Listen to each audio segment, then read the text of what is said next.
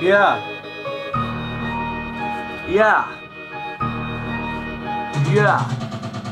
Netreba brať drogy, netreba riešiť nič, treba s čistou hlavou žiť, nejak taký parazit. Musíš čistou hlavou napokon ísť ďalej, aby si to pochopil, no tak si nesmieš, no tak nálej. Uvidíme veci ako ďalej podaria sa, keď tu ľudia potopia sa, nohy podkopú si a tak zasa. Uvidíme, kto je prasa a to je v tom dnešnom živote znova a zasa.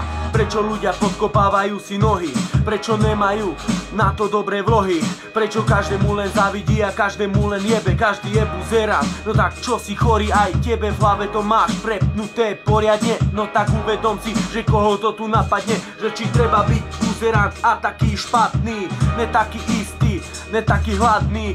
Musíme začať žiť, musíme freestylovať, musíme robiť veci a propagovať svoje myšlienky, čo v hlave máme. Keď bez textu repujem, no tak freestyle dáme. Môj Páťo brat, ktorý je doma, momentálne tu není, ale príde aj jeho sloha. Uvidíte, že raz sa hore dostaneme, pretože freestylom ďalej začneme.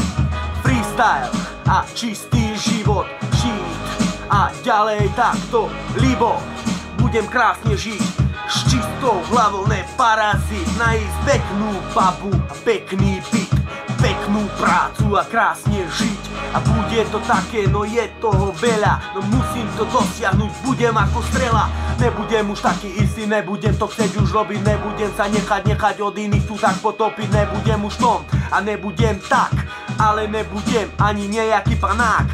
Nebudem tam stať, kde ma ty postavíš, ja sa hore postavím, ja sa ti otočím, ja sa ti ukážem, že to som za ti otvorím. A potom, keď bude treba, ti aj naložím.